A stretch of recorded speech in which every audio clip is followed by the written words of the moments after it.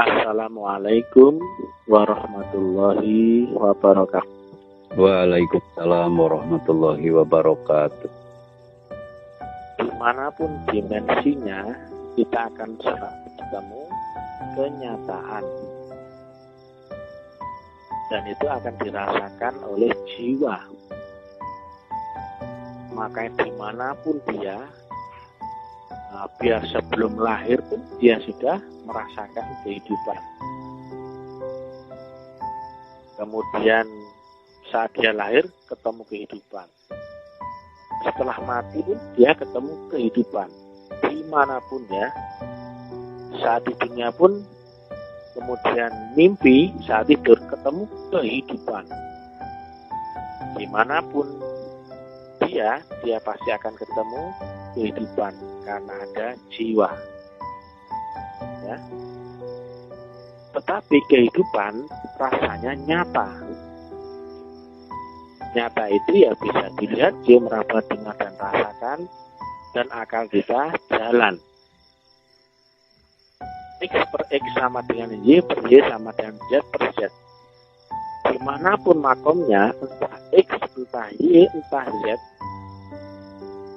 semuanya nilainya sama dengan 100% atau kenyataan konkret atau efisiensi 1. Ya. Tetapi kenyataan masing-masing orang itu berbeda-beda tingkat dimensi kenyataannya. Makanya ada kenyataan alam bawah sadar, ada kenyataan alam sadar, ada kenyataan di atas sadar dan sebagainya.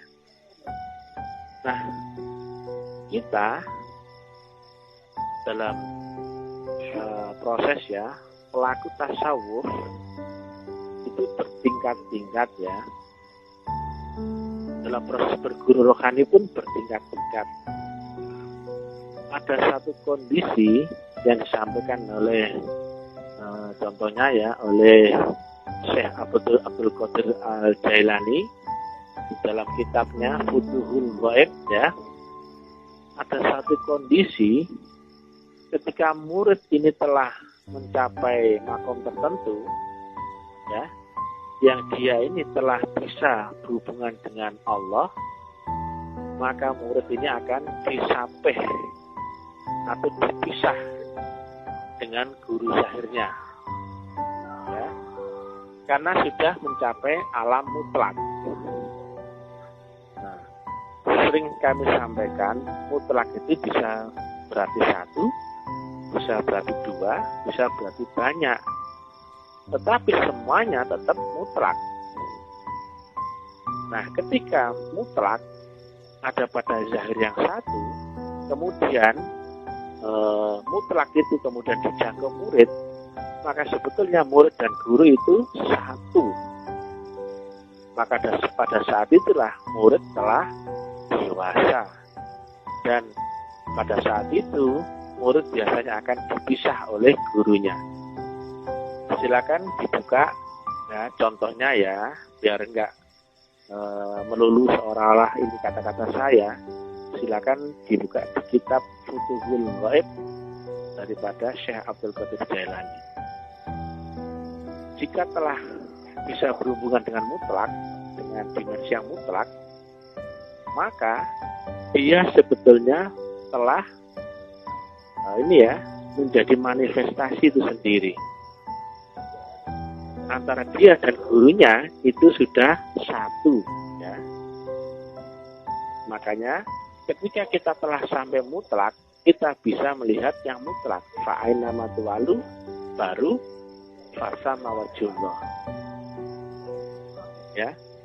Demikian juga ketika kita sampai pada dimensi yang mutlak, baru berlaku wa huwa ma'akum aina ma kuntum.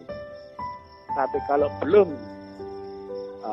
menghadap kepada mutlak, belum sampai pada dimensi yang mutlak, nggak berlaku fa'aina matuwalu fasama wajhullah atau wa huwa ma'akum aina ma kuntum.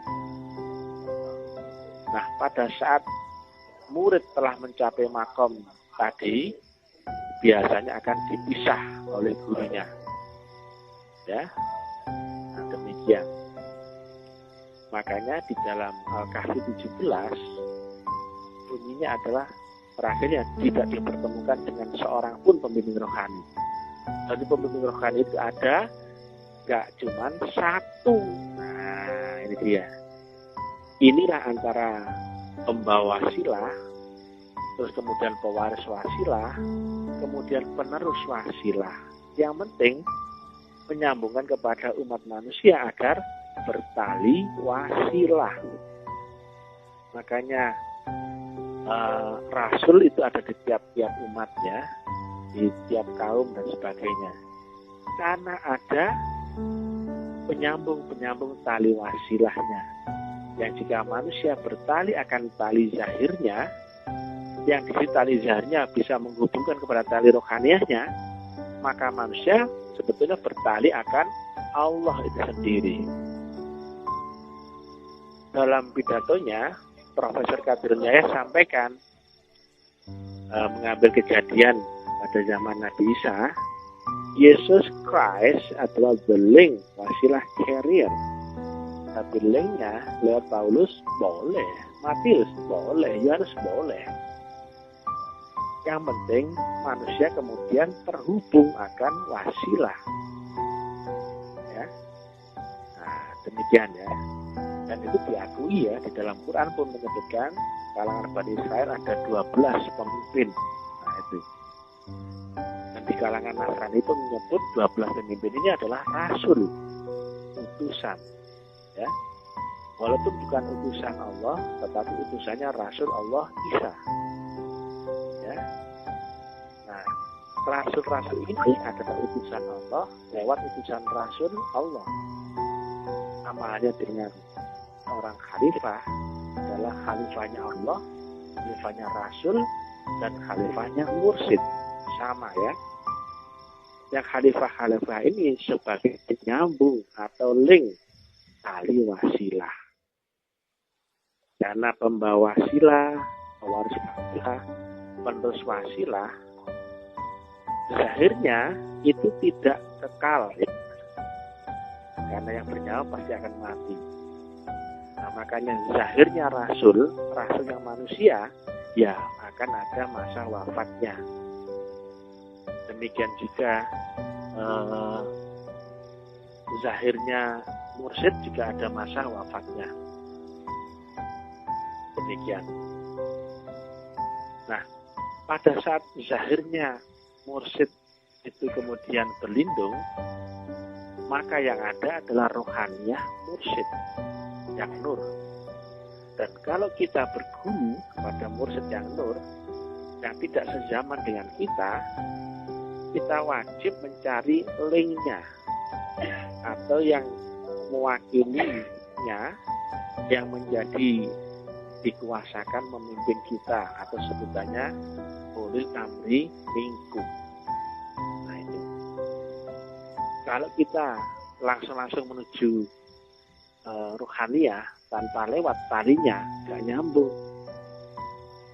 Demikian juga kalau kita bertali akan ulil amri minkum yang salah, juga gak nyambung.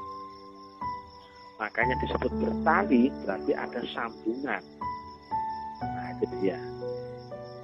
Ada tali sambungan zahir atau ulil amri minkum, ada tali sambungan ruhaniyah atau rasul ya. Makanya ati Allah wa ati rasul wa ulil amri minkum. Tapi ya tadi ya, ketika ada murid yang telah mencapai makom gurunya, yang makom tertinggi itu makom mutlak ya, maka biasanya murid itu akan dipisah oleh gurunya. Nah, kejadian ini contohnya ada pada guru kami ya, ketika belajar akan gurunya. Padahal beliau, kalau nggak salah ya, saya pernah mendengar nur itu sudah ada pada ayahanda guru sejak tahun 68. Ceritanya saat itu gurunya beliau ya, yaitu Profesor Qadir Yahya, sholat jamaah yang bertiga sama Profesor Fauzi dan ayahanda guru. Itu tahun 68 ya. Kemudian setelah salam, nama beliau dipanggil ya, nama ayahanda guru dipanggil oleh gurunya. Misalkan, hai gitu ya, hai Fulan, Nur itu turun ke kau Fulan itu tahun 68 secara rohaniah. Tapi Ayahanda Guru tidak larut ya, tidak dimasukkan hati. Ternyata kemudian disempurnakan warisnya Nur ya.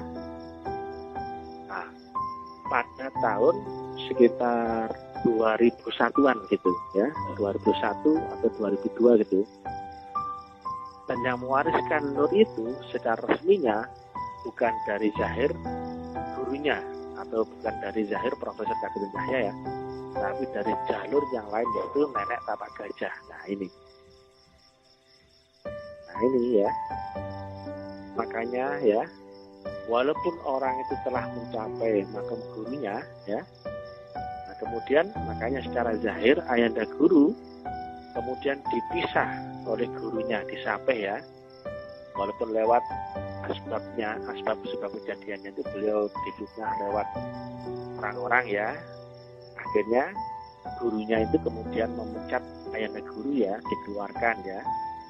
Ternyata Profesor Kadir Yahya pun menyampaikan sepeninggalku nanti ayah tidak menurunkan waris. Dan ini nggak bisa dibantah karena banyak orang melihat, dengar, dan tahu di mana-mana ya. Beliau sampaikan di Malaysia dan sering ya.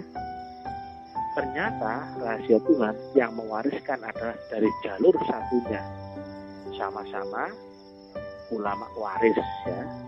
Yang beliau ini, nenek tapak gajah, adalah waris dan kandung, sanad dan nasab ya. Waris keilmuan artinya sanad, dan waris darah adalah nasab dari gurunya Profesor. Maka itulah ya, Profesor menyiapkan anak didiknya untuk mendapatkan waris, tapi bukan beliau sendiri yang mewariskan, tapi karena adab lebih tinggi daripada amal, beliau mempersiapkan anak muridnya untuk menerima waris dari jalur satunya.